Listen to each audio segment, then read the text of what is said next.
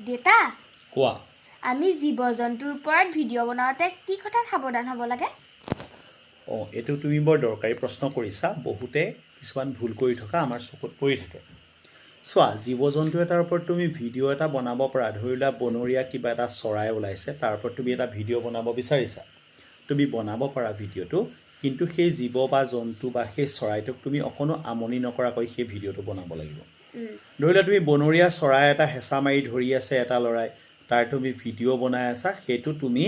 যদি পুলিচ প্ৰশাসনে ভাবে যে এওঁক এৰেষ্ট কৰা উচিত তেতিয়াহ'লে তোমাক এৰেষ্ট কৰিব পাৰে তোমাক মোক যিয়ে ভিডিঅ' নবনাওক ঠিক আছে